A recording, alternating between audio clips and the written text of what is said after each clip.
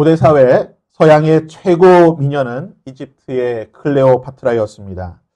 클레오파트라의 코가 1cm만 낮았어도 세계의 역사는 바뀌었을 것이라고 하는 말이 있을 정도로 그 클레오파트라의 미모는 아름다웠다고 하는데요.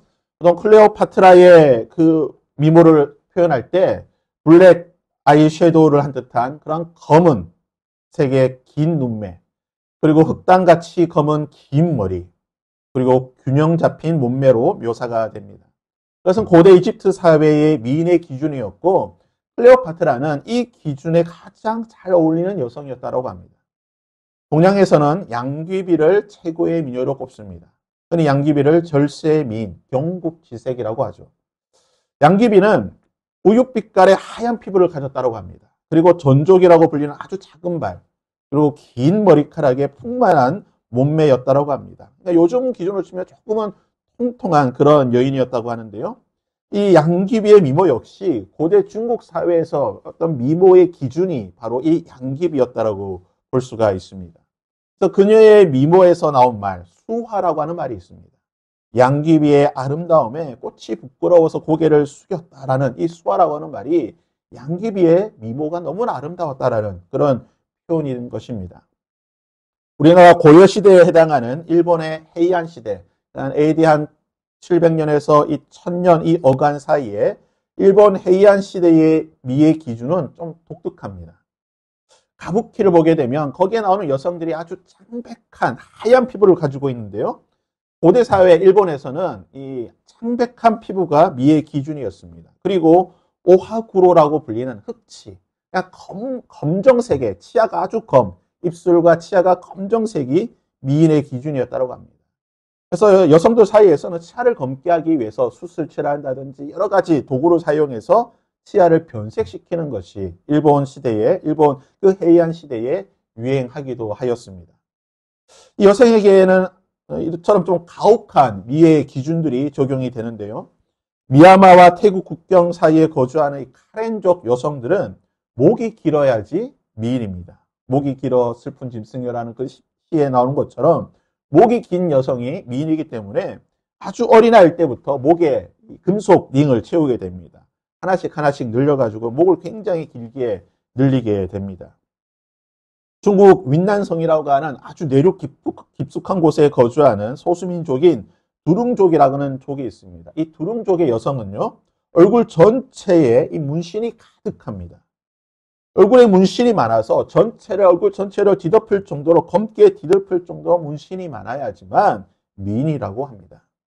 이들이 이런 미의 기준을 가지게 된 것은 외부 침입자들이 여성들을 사로잡지 못하도록, 잡아가지 못하도록 하기 위해서 이런 문화가 생겼다라고 말을 하고 있습니다. 이처럼 미의 기준이라고 하는 것은요, 인종과 경제와 사회 그리고 문화에 따라 바뀌게 됩니다.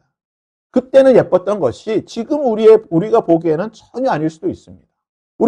지금 우리가 보기에는 너무나 예쁘지만 고대 사회는요, 외면당하는 경우도 있다는 것입니다. 그래서 미의 기준이라고 하는 것은 내 눈에 예쁘면 되는 거죠. 누가 뭐라고 해도 내 눈에 예쁘면 그것이 제일 예쁘고 좋은 겁니다. 제 눈에 안경이란 말처럼 내 눈에 들고 내 눈에 사랑스럽고 내 눈에 특별해 보이고 내 눈에 예쁘면 그것이 가장 좋은 것입니다. 아가서는 히브리어로 쉬르 하쉬리, 영어로는 Song of Songs, 노래 중에 노래라는 뜻입니다. 아가서는요, 사랑의 노래입니다. 솔로몬과 술람미 여인의 그 사랑을 노래하고 있습니다. 아가서는 모두 8장으로 된 비교적 짧은 성경입니다. 아가서를 읽다 보면 이게 성경에 들어갈 수 있는 책인가 하는 생각을 하게 됩니다. 그도 그럴 것이 아가서에는요, 성호, 즉 하나님의 이름이 단 한 번도 나오지 않습니다. 오로지 솔로몬과 술람미 여인이 서로 사랑한다, 서로 멋지다, 서로 예쁘다, 이 사랑의 고백들이 이 아가서 전체를 뒤덮고 있습니다. 그러다 보니 구약 성경에서 정경성, 즉 이 책이 과연 성경에 포함이 되어야 하는가, 이 논쟁이 가장 많았던 책이 바로 아가서인 것입니다. 아가서는 하나님의 이름이 단 한 번도 나오진 않지만 오히려 남녀 간의 사랑의 이야기로만 가득해 있지만 놀라운 사실은요, 유대인들은 이 아가서를 성경으로 받아들였고 성경으로 고백하고 특별히 6월절에 유대인들은 이 아가서를 반드시 읽게 되어 있습니다. 6월절이 무슨 날입니까? 이스라엘이 430년 애굽에서 종살이 하던 것을 끝낸 날입니다. 이스라엘의 독립기념일 광복절이라고 할 수가 있습니다. 이 6월절에 관한 이야기는요, 출애굽기 12장, 11장과 12장에 보면 아주 자세히 기록되어 있습니다. 그렇다고 한다면 6월절에는 이 6월절의 의미와 그리고 그 유래가 포함되어 있는 이 출애굽기 11장 또는 12장의 내용을 읽는 것이 당연한 것이죠. 그래서 유대인들은 6월절이 되면 출애굽기 12장을 읽습니다. 식사하면서 12장의 내용을 읽으면서 부모가 자녀들에게 그 내용을 설명해 주는데요.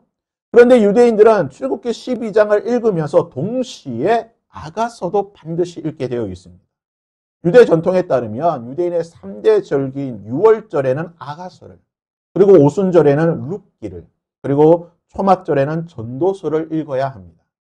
왜 하필이면 6월절에 그 많은 여러 성경이 있고 시편에 많은 노래들이 있는데 왜 하필이면 아가서를 읽게 되었을까요? 그것은 너무나 중요한 영적인 진리를 내포하고 있습니다. 이제 그 내용을 한번 살펴보도록 하겠습니다.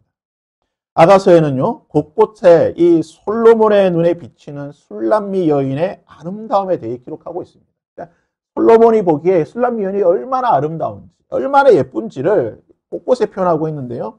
내 눈이 비둘기같이 아름답다. 내 머리카락은 길라스에 있는 그 염소의 털처럼 아주 부드럽고 탐스러운 머리카락이다. 내 입술은 홍색 실처럼 아주 그런 불구스름하고 예쁘다. 내 뺨은 섬유와도 같이 아주 사랑스러운, 정말 솔로몬이 자신이 표현할 수 있는 가장 좋은 표현을 동원해서 이 술람미 여인을 아름다운 여인으로 표현하고 있습니다. 솔로몬이 누구입니까? 솔로몬은요, 당대 최고의 권력자였습니다. 가장 지혜로운 사람이었습니다. 열왕기상 11장 3절에 보면요, 솔로몬은 왕은 후궁이 700명이요, 첩이 300명이었다고 말합니다. 솔로몬의 부인은요, 1000명이었습니다. 솔로몬의 부인은 동족인 이스라엘 여성들만 있었던 것이 아닙니다. 솔로몬 왕이 바로의 딸 외에 이방의 많은 여인을 사랑하였으니 곧 모압과 암몬과 에돔과 시돈과 헷 여인을 사랑했다고 말합니다. 즉 솔로몬은 자신의 동족인 이스라엘 여성뿐만 아니라 애굽의 여인과 그리고 모압, 암몬, 에돔, 시돈, 헷 이 외방의 많은 여자들도 부인으로 받아들였다고 말합니다. 심지어 유대 전승에 따르면 아프리카에 있던 그 시바 여왕이 왔을 때에 이 여왕과도 결혼을 했다고 유대 전승은 전하고 있습니다. 그러니까 솔로몬은요, 당대 세계 최고의 여러 나라, 모든 나라의 미녀들과 결혼했다고 할 수가 있습니다. 그는 평생 미녀들과 살았습니다. 그 주변에는 미녀들이 항상 있었던 것이죠. 그러니까 솔로몬에게 있어서 미의 기준이라고 하는 것은 굉장히 높다라고 할 수가 있습니다. 그런 솔로몬이 술람미 여인을 만나고 난 뒤 그녀와 사랑에 빠지게 됩니다. 자신이 표현할 수 있는 최고의 표현을 동원해서 이 여인의 아름다움을 묘사하고 있는 것입니다. 그렇다면 솔로몬이 언제 술람미 여인을 만났을까요? 성경은 그가 언제 술람미 여인을 만났는지 기록하진 않습니다. 그러나 그가 왕으로서 이스라엘 전국에 있던 미녀들을 보고 결혼하고 인근의 여러 나라들의 미녀들과 결혼하며 살면서 심지어는 저 멀리 떨어진 다른 대륙에 있는 그 미인과도 결혼하였던 그 솔로몬이 술람미 여인을 보게 되자 사랑에 빠지게 되었고 그녀의 미모에 대해서 극찬을 하고 있습니다. 그렇다면 우리가 일반적으로 생각할 때에 개천에서 용난다, 진흙탕에서 용꽃이 핀다라고 말하지만 일반인들 중에서 그냥 평범한 그냥 여염짓 여인들 중에서 솔로몬의 눈에 들 만큼 그렇게 아름다운 탁월한 뛰어난 미녀가 있었을까? 그런 미녀를 찾는 게 쉬운 일이었을까? 그냥 그것은 신데렐라와 같은 그런 동화 속에서나 나오는 그런 이야기, 드라마나 영화 속에서 나오는 이야기가 아닐까? 실제로 우리가 현실 그렇지 않습니까? 우리 일반인들 중에서 그냥 평범한 사람들 중에서 어떤 탁월한 미적 기준을 충족할 수 있는 사람을 찾는다는 것이 결코 쉬운 것은 아닙니다. 실제로 아가서에 보면, 이 아가서를 읽어보면 술람미 여인이 자기 자신을 표현하는 것이 있습니다. 나의 외모가 어떻다. 나는 어떤 사람이라고 표현하는 것이 있는데요. 그것을 보게 되면 솔로몬의 취향이 미적 기준이 좀 특이한가? 이상한가라는 생각을 하게 됩니다. 우리가 읽었던 5절 말씀인데요. 5절과 6절을 보시면 이렇게 말합니다. 예루살렘 딸들아, 내가 비록 거무나 아름다우니 게달의 장막 같을지라도 솔로몬의 휘장 같구나. 내가 햇볕에 쬐어서 거무스름할지라도 흘겨보지 말 것은 내 어머니의 아들들이 나에게 노하여 포도원 지기로 삼았습니다. 그녀가 뭐라고 말합니까? 자기 자신에 대해서 내가 비록 거무나, 내가 햇빛에 쬐어서 거무스름하다.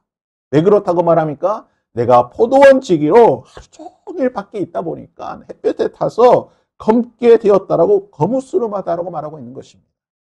이 검다라고 하는 히브리 말은요, 수검댕이, 이게 수처럼 시커멓다는 뜻이에요. 수치라고 하는 뜻을 가지고 있습니다. 그러니까 야외에서 생활하다 보니까 정말 얼굴이 새까맣게 탔다는 것이죠.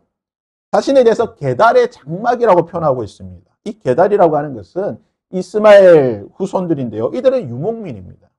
그러면 유목민, 1년 내내 밖에서 양을 치고 가축들과 뒤둥글고 있는데요. 그들의 외모가 어떨까요? 머리는 떡이 지고요.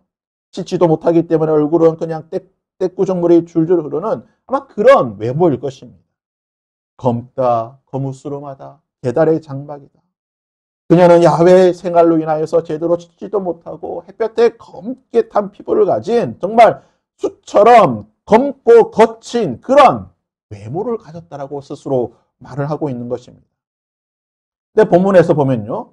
술람미 여인이 내가 비록 거무나 아름답다라고 말하고 있습니다. 내가 비록 거무나 아름다우니. 숯검댕이처럼 검고 거칠지만 나는 아름답다라고 말합니다. 밖에서 생활해서 먼지를 뒤집어 쓰고 제대로 씻지 못하고 지저분해 보이지만 나는 아름답다라고 말합니다. 근데 히브리 원문을 보시게 되면 거무나 아름답다라는 말을 우리말로 이제 거무나 아름답다라고 번역을 하고 있는데요. 검다, 그러니까 검다. 그렇지만 나는 아름답다라고 번역을 하게 되는데 이 접속사 그러나, 거무나, 이 그러나에 해당하는 히브리어 접속사가 이제 보통 바브라고 하는 이 접속사를 쓰게 되는데 이 바브는 그러나라는 뜻도 번역을 할 수 있지만 많은 경우에 있어서는 그래서, 그리고라고 번역을 하고 있습니다. 그러면 이 본문을 이렇게 번역할 수도 있다는 거죠. 거무나 아름답다라고 번역할 수 있지만 검다, 그래서 아름답다. 검어서 아름답다라고 번역할 수도 있다는 거죠. 무슨 말입니까? 검으나 아름답다고 하는 것은 이 검은 것이 부정적인 것입니다. 장점이 아니고 약점이고 감춰야 될 것입니다. 그러나 검다, 검다, 검어서 아름답다라고 하는 이 말에서 검다라고 하는 것은 부정적인 것이 아니라 긍정적인 것이고 약점이 아니라 장점이라는 뜻을 가지고 있다는 겁니다. 예루살렘 딸들아, 너희가 보기에 내가 밖에서 포도원을 지키는 포도원 지기로 사니까 노동을 해서 검게 딴 피부, 먼지를 뒤집어 쓰고 까무잡잡한 피부라서 너희들의 보기에는 검은 여성이고 지저분해 보이고 수처럼 보이고 안 이뻐 보이겠지만 나는 검기에 아름다운 여인이고 솔로몬은 나의 이런 검은 모습을 보고 나를 사랑하고 나를 이뻐한다는 뜻입니다. 솔로몬은요, 검은 이 술람 여인을 사랑했던 것입니다. 아가서에서 볼 수 있는 이 솔로몬의 사랑은요, 검은 술람이 여인 그 자체를 사랑했다는 겁니다. 즉, 사람들이 보기에는 정말 별 볼 일 없어 보이고 볼품 없어 보였지만 솔로몬이 보기에는 너무나 아름다운 그 검은, 검기에 아름다운 그 술람 여인을 사랑했다는 것입니다. 솔로몬은 그녀의 검은 것을 바꾸려고 하지 않았습니다. 그냥 검은 그 존재 자체를 사랑하고 좋아했던 것입니다. 이것이 바로 솔로몬의 사랑이고 솔로몬의 헤세드, 자비와 긍휼이었던 것입니다. 이것이 바로 솔로몬의 은혜와 사랑이었던 것입니다. 예루살렘의 딸, 다른 사람들이 보기에 술람 여인의 검은 것은 약점입니다. 부족함입니다. 부끄러운 것이고 부정적인 것입니다. 숨기고 싶은 것이고 극복해야 되는 것입니다. 외면하고 싶은 것이었습니다. 어떻게 해서든 보이지 않게 숨기고 싶은 것이고 자랑할 것이 전혀 아니었습니다. 그러나 술람 여인에게 이 검은 것은 결코 숨기고 싶은 것이 아닙니다. 애써 감추려 하지도 않았습니다. 그녀는 자신의 검은 것을 숨기거나 감추려 하지 않았고 오히려 자신의 이 검은 모습 그대로를 나타내고 드러내고 인정하였습니다. 자신의 검은 것을 미화하거나 또는 과장하지도 않고 있는 그대로 나타냈고 보여주었고 솔로몬은 그녀의 검은 그 모습을 사랑하였다라고 성경은 말하는 것입니다. 앞서 유대인들이 그들의 독립기념일 광복절인 6월절에 아가서를 읽는다고 말씀드렸습니다. 그렇다면 왜 그들이 아가서를 6월절에 읽었던 것일까요? 구약 성경을 보게 되면 하나님과 이스라엘의 관계를 표현할 때에 하나님은 남편, 이스라엘은 아내, 남녀 관계로 이스라엘과의 관계를 설명하고 있습니다. 호세아 2장 19절, 20절을 보시면 이렇게 말합니다. 내가 내게 장가들어. 하나님께서 이스라엘에게 장가들어 영원히 살되 공의와 정의와 은총과 긍휼히 여김으로 내게 장가들며 진실함으로 내게 장가들리니 라고 표현하고 있습니다. 그러므로 말미암아 내가 여호와의 사랑을 알게 될 것이라고 하나님께서 말씀하셨습니다. 이사야 54장 5절과 62장 5절에서도 이렇게 말합니다. 이는 너를 지으신 이가 내 남편이라. 그러니까 하나님께서 스스로 나는 내 남편이라고 말하고 있는 것입니다. 또한 마치 청년이 처녀와 결혼한 같이 내 알들들이 너를 취하겠고 신랑이 신부를 기뻐한 같이 내 하나님이 너를 기뻐하시리라. 이스라엘과 하나님의 관계는 신랑과 신부의 관계라고 계속해서 말하고 있는 것입니다. 예레미야 2장 2절에서도 말하기를 가서 예루살렘의 귀에 외칠지어다. 내가 너를 위하여 내 청년의 때의 인내와 내 신혼의 때의 사랑을 기억하노라. 우리가 결혼하였고 신혼의 생활을 하고 있다라고 말하는 것이죠. 이처럼 하나님께서는 구약 성경 여러 곳에서 그의 종들을 통하여 선지자를 통하여 나와 이스라엘의 관계는 부부 관계다. 나는 신랑이고 너희는 신부다. 우리는 결혼하였다라고 말합니다. 그래서 유대 랍비들, 이 성경에 정통하였던 유대인 랍비들은 출애굽기를 주석하면서 이스라엘이 애굽에서 나오는 것을 출애굽하는 것을 신랑 되신 하나님께서 신부인 이스라엘을 데리고 나와서 결혼을 한 혼인 서약을 한 날이라고 주석을 하고 있습니다. 즉 출애굽이라고 하는 것은 6월절이라고 하는 것은 단순히 어떤 정치적인 해방, 자유를 기념하는 어떤 이벤트 정도가 아닌 것입니다. 구속사적으로 가장 중요한 사건인 것입니다. 결혼식을 통하여 남녀가 부부가 되어 한 몸이 되어 연합을 이루듯이 6월절을 통하여 하나님과 이스라엘이 결혼하고 혼인을 맺어 한 몸이 되어 연합했다는 것입니다. 그렇다면 과연 이스라엘은 하나님과 결혼을 할 만한 하나님의 이러한 전적인 사랑을 받을 만한 그런 민족일까요? 그들에게 그런 자격, 민족성이라고 할까요? 또는 어떤 국력, 또는 외형적인 그런 사랑을 받을 만한 조건이나 자격이 있기 때문에 하나님께서 그들과 언약을 맺으시고 그들을 사랑하시고 그들과 결혼을 하셨다고 말씀하시는 것입니까? 여기에 대해서 신명기 7장 6절과 7절은 명확하게 답변을 주고 있습니다. 너는 여호와 내 하나님의 성민이라. 하나님의 백성이라.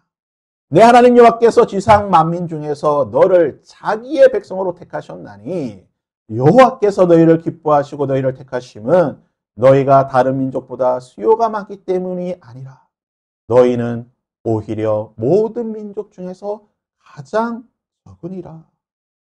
하나님께서 이스라엘을 택하시고 그들을 사랑하시고 그들과 결혼하신 이유가 무엇입니까? 그들이 잘났기 때문에, 그들의 문명이 뛰어나기 때문에, 그들의 민족성이 좋기 때문에, 그들의 수가 많기 때문에, 그들의 국력이 강대하기 때문에 아닙니다. 그들은 모든 민족 중에서 가장 적은 민족이라고 말합니다. 작고 초라하고 별 볼 일 없는 민족이었습니다. 민족성이 좋습니까? 여러분 출애굽기를 보시면요. 그들은 광야에서 하나님을 10번이나 거역했다고 말합니다. 그들은 수시로 하나님을 분노케 하였습니다. 하나님께 감사할 줄도 몰랐고 항상 불평과 원망만 하였던 자들입니다. 이런 이스라엘을 하나님께서는 2번이나 진멸시키려고 하실 정도로 그들은 하나님을 거역하고 말 그대로 목이 곧은 교만한 백성이었습니다. 그럼에도 불구하고 하나님께서 그들을 택하시고 그들을 사랑하시고 그들과 결혼하시고 나는 너의 신랑이고 너는 나의 아내라고 말하고 있는 것은 그 이유가 무엇입니까? 성경이 이렇게 그 이유를 표현하고 있습니다. 여호와께서 다만 너희를 사랑하심으로 말미암아. 조건이 없다는 거예요. 여호와께서 다만 너희를 사랑하시로 말미암아. 다른 이유가 없습니다. 그냥 이스라엘이기 때문에, 그냥 너희들이기 때문에 내가 너희를 사랑한다. 그리고 한 가지 이유를 말하고 있는데요. 또는 너희의 조상들에게 하신 맹세를 지키려 하심으로 말미암아. 내가 너희들의 조상과 한 약속, 내가 너희의 조상들에게 한 그 약속으로 인하여서 내가 너희를 사랑하고 택하였다라고 말하는 것입니다. 그들의 조상 아브라함과 하신 약속, 그들의 조상 아브라함과 이삭과 야곱에게 맺으신 그 언약으로 인하여서 이스라엘을 사랑하신다라고 하나님은 말씀하고 계십니다. 그렇다면 그들의 조상이었던 아브라함, 그리고 이삭, 야곱, 그들은 과연 하나님의 사랑을 받을 만한 자격과 조건이 있는 자들이었을까요? 그들의 조상이라고 불리는 아브라함은 갈대아 우르에 살면서 그리고 그곳을 떠나 하란 땅에 갔을 때에 그곳에 살고 있을 때에 그는 과연 하나님의 사랑을 받을 만한 자격과 조건이 있었을까요? 성경 그 어디로 해도 구약 성경과 신약 성경 아무리 찾아봐도요. 하나님께서 아브라함을 사랑하신 이유가 없습니다. 왜 하나님께서 아브라함을 택하셨는지, 왜 아브라함을 사랑하셨는지 이유가 없다라는 것입니다. 단 한 가지 이유가 있다고 한다면 하나님께서 아브라함을 사랑하시기로 결정하셨다는 겁니다. 그게 이유인 거예요. 그냥 아브라함을 사랑하시기로. 아브라함이 아브라함이기 때문에. 그냥 하나님께서 아브라함을 사랑하시기로 결정하셨다는 것입니다. 성경은 이것이 바로 하나님의 사랑이고 하나님의 은혜며 하나님의 자비요 하나님의 긍휼이다. 구약 성경에서 가장 중요한 개념인 하나님의 사랑, 헤세드라고 말하는 것입니다. 하나님의 헤세드는 아브라함의 조건 때문에 사랑하신 것이 아니라 아브라함이 아브라함이기 때문에. 갈대아, 우르, 메소포타미아, 하란에 수많은 사람들이 있었지만, 많은 사람들이 있었지만 하나님은 그냥 아브라함을 보시고 한눈에 반하신 거예요. 그냥 아브라함을 보시고 내가 아브라함을 사랑하기로 마음을 먹으시고 결정하시고 아브라함을 택하시고 아브라함을 사랑하셨던 것입니다. 그 아브라함과 언약을 맺으셨다는 거예요. 같은 이유로 하나님께서 쌍둥이 형제였던 에서와 야곱을 보실 때에 성경은 이렇게 표현하고 있습니다. 형인 에서를 미워하고 동생인 야곱을 사랑하셨다라고 말합니다. 에서가 부족하기 때문에 하나님께서 에서를 미워하신 것이 아닙니다. 야곱이 성품이 좋고 야곱이 잘생겼기 때문에 사랑하셨던 것이 아닙니다. 하나님께서 그렇게 하시기로 결정하셨다는 거예요. 하나님께서 그렇게 사랑으로 작정하셨기 때문에 하나님은 야곱의 어떠함에도 불구하고 그가 한평생 사기를 치고 거짓말을 하고 돌아다닌다 할지라도 하나님께서는 야곱을 사랑하시기로 결정하셨기 때문에 끝까지 그를 사랑하시고 끝까지 그를 붙잡아 주셨다는 것입니다. 이스라엘은 자신들이 하나님과 결혼을 한 신부들이라고 생각하였습니다. 그러기에 그들은 영원히 하나님의 사랑을 독차지할 수 있을 것이라고 여겼습니다. 그러나 하나님께서는 이스라엘과 관계를 통하여 하나님과 이스라엘의 관계를 통하여 하나님께서 사랑하시기로 작정하신 것은 이유와 조건이 없다는 것을 분명히 말씀하고 계십니다. 그가 어떠하든 그의 됨됨이, 그의 모습, 그의 자격, 그의 조건에 상관없이 하나님께서 사랑하시기로 결정하시며 하나님은 그를 사랑하시고 그와 결혼하신다는 것을 이스라엘과의 관계를 통해 분명히 보여주고 계시는 것입니다. 6월절에 아가서를 읽음으로 이스라엘 백성들은 자신들이 하나님과 결혼한 신부, 그들이 비록 검으나 검기 때문에 자신들을 사랑하여 주신 그 하나님의 사랑을 알고 있다는 것을 우리가 살펴보았습니다. 그리고 놀라운 사실은요. 이 진리를 알고 있던 사도 바울은 에베소서 5장 25절에서 32절에 놀라운 진리를 이렇게 선포하고 있습니다. 남편들아 아내 사랑하기를 그리스도께서 교회를 사랑하시고 그 교회를 위하여 자신을 주신 같이 하라. 이 비밀이 크도다. 나는 그리스도와 교회에 대하여 말하노라. 6월절을 통해 하나님과 이스라엘이 언약 맺은 이 언약식 결혼식을 했다라고 한다면 6월절 어린 양 대신 예수 그리스도 그의 십자가의 죽음으로 인해 이제 예수 그리스도를 믿는 모든 자들은 교회된 우리는 하나님과 새 언약을 맺은 예수 그리스도의 신부가 되는 결혼식을 했다라는 것입니다. 그러기에 신약 성경은 말하기를 우리와 교회는 예수 그리스도의 신부이고 우리의 신랑은 예수 그리스도라고 말하고 있습니다.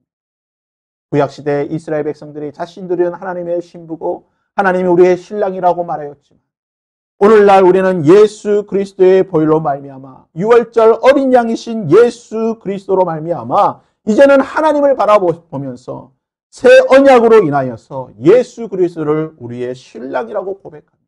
우리는 하나님의 신부라고 고백하게 된 것입니다.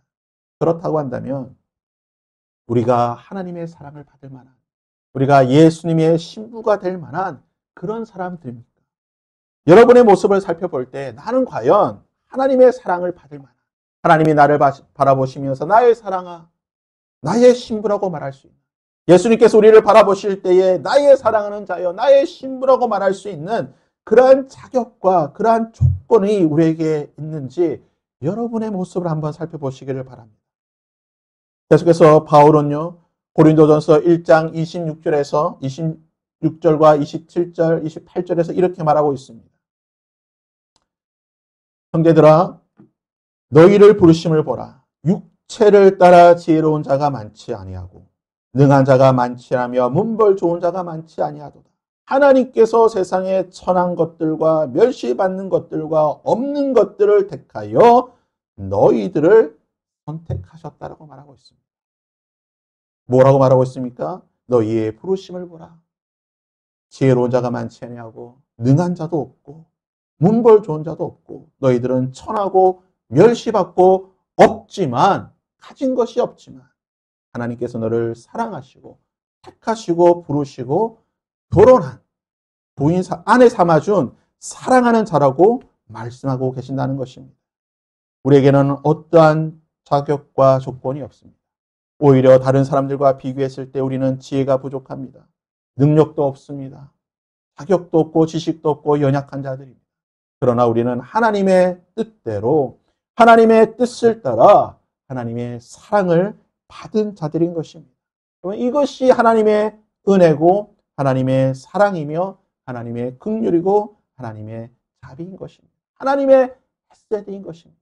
아, 하나님의 은혜로 왜 나 같은 자를 사랑하여 주시는지 난 알 수 없다라고 하는 그 찬양의 가사처럼 나 같은 자를 사랑하여 주시는 이유가 무엇인지 우리는 알 수는 없습니다. 그럼에도 불구하고 하나님께서는 나 같은 자를 사랑하시기로 너무나 나를 사랑하시기로 너무나 나를 아름답다라고 부르시기로 결정하시고 나를 사랑하시고 나를 불러주셨다는 것입니다. 그러기에 우리는 아무 육체도 하나님 앞에서 사랑할 수가 없는 것입니다. 하나님 앞에서 하나님, 나는 이런 모습 때문에 하나님의 사랑을 받기에 합당한 분입니다. 나는 이런 모습 때문에 하나님의 사랑을 받을 자격이 있습니다라고 자랑할 것이 없는 그저 하나님의 사랑에 감사하고 그 사랑에 감격해 할 수밖에 없는 것이 우리의 모습이라는 것입니다. 사랑하는 여러분, 우리는 두 가지 사랑의 이야기를 살펴보았습니다. 세상의 모든 미녀를 품었던 솔로몬. 그는 외모가 보잘것없어 보였던 그 술람 여인을 사랑하였습니다. 검은 사람이라고 사람들이 조롱하고 놀렸지만 솔로몬은 그녀를 사랑했던 것입니다. 온 세상 모든 민족 가운데 가장 작고 보잘것없는 이스라엘 백성. 모든 열방들이 비웃고 조롱하였던 그 이스라엘을 하나님께서는 사랑하시기로 결정하시고 신부 삼아 주셨다라고 하는 이 사랑의 이야기를 살펴보았습니다. 이 두 이야기는요, 하나의 진리를 말하고 있습니다. 우리가 생각하는 세상의 아름다움, 이 세상의 가치, 기준은요, 시대와 문화에 따라 달라지고 변합니다. 그러나 하나님의 시선은 결코 변하지 않습니다. 솔로몬이 검기 때문에 아름답다라고 생각하고 바라보았던 그 술람 여인처럼 하나님 우리의 부족함과 연약함과 남들이 보기에 단점이라고 여길 수 있는 그 검은 부분까지도 하나님은 우리를 바라보실 때에 아름답다 말씀하시고 사랑하신다는 것입니다. 우리는 스스로 보기에 한없이 초라하고 자격이 없는 존재로 느껴질 때가 있습니다. 우리는 세상의 기준에 비추어 봤을 때 너무나 숨기고 싶고 부끄럽고 감추고 싶은 그런 연약한 것들을 가지고 있습니다. 그러나 하나님은요, 이런 우리의 모습, 그 어떤 모습이라 할지라도 하나님은 우리 존재 그 자체를 사랑스러운 존재라고 말씀하고 계신다는 것입니다. 바울의 고백처럼 우리 중에 지혜롭거나 능력이 많거나 좋은 가문의 출신의 사람이 없다 할지라도, 비록 나 자신이 그러한 자라 할지라도 하나님은 바로 이런 우리를 택하시고 사랑하시는 것입니다. 세상이 천하다고 여기고 멸시하고 없다라고 치부하는 우리를 하나님께서는 존귀하게 여기시고 들어 올리셔서 열방 가운데에 우리를 자랑하는 그러한 존재로 만들어 주셨다는 것입니다. 이 모든 것은 우리의 어떤 노력이나 우리의 자격 때문이 아닌 전적인 하나님의 은혜와 사랑, 헤세드 때문인 것입니다. 그러기에 우리는 우리의 검은 부분, 혹시나 우리 가운데 있는 그 검다라고 생각되는 그 검은 부분을 인정하고 사랑할 수 있어야 되는 것입니다. 우리의 연약함, 우리의 부족, 우리의 실패, 때로는 이것을 숨기고 싶고 감추고 싶고 덮고 싶을 때가 있습니다. 그러나 오히려 이것을 통하여 하나님의 크신 사랑과 은혜를 경험할 수 있는 통로가 될 수 있다는 것입니다. 여러분 삶 가운데 가장 부끄럽고 숨기고 싶은 것이 무엇입니까? 그 검다라고 생각되는 것을 하나님께서는 아름답다라고 보시고 그것을 통해 우리에게 가장 큰 사랑과 은혜를 보여주실 것입니다. 그리고 우리는 타인의 그 검은 부분에 대해서 하나님의 눈으로 바라볼 수 있어야 됩니다. 우리는 쉽게 다른 사람의 부족함, 연약함을 판단하고 정죄하게 됩니다. 하지만 우리는 기억해야 할 것입니다. 우리 또한 누군가에게는 검게 보인다는 것입니다. 우리 눈에 다른 사람의 검은 것이 보인다고 한다면 다른 사람의 눈에도 우리의 검은 것이 보일 수 있다는 것입니다. 그러기에 우리는 모든 자들에게 그 검은 것을 하나님의 눈으로 바라보고 그들의 검은 그 연약함과 그 부족함을 끌어안고 사랑할 수 있는 그러한 마음이 되어야 될 줄 믿습니다. 마지막으로 우리는 우리의 자랑이 오직 하나님뿐임을 기억해야 할 것입니다. 우리가 가진 모든 것, 우리의 지혜, 우리의 능력, 우리의 재능, 그 어떤 것도 하나님 앞에 자랑할 것은 없습니다. 오직 하나님의 그 사랑뿐인 것입니다. 왜 나를 사랑하여 주신지 알 수는 없지만 여전히 부족하고 여전히 연약하지만 그럼에도 불구하고 이런 나를 하나님께서는 내 모습 그대로 사랑하시기로 결정하시고 사랑하고 계시다는 것입니다. 하나님은 지금 나의 모습 그대로 사랑하시는 것입니다. 이것이 하나님의 사랑이며 헤세드인 것을 기억할 수 있기를 바랍니다. 바라기는 이번 한 주 우리의 모습, 너무나 연약한 모습일 수도 있고 부끄럽고 감추고 싶은 검은 모습일 수도 있겠으나 그럼에도 불구하고 이런 나를 사랑하여 주시고 나를 신부 삼아 주신 예수 그리스도의 사랑을 기억하고 그 사랑 가운데 동행할 수 있는 당당하게 일어서며 나아갈 수 있는 저와 여러분이 될 수 있기를 주님의 이름으로 부탁드립니다.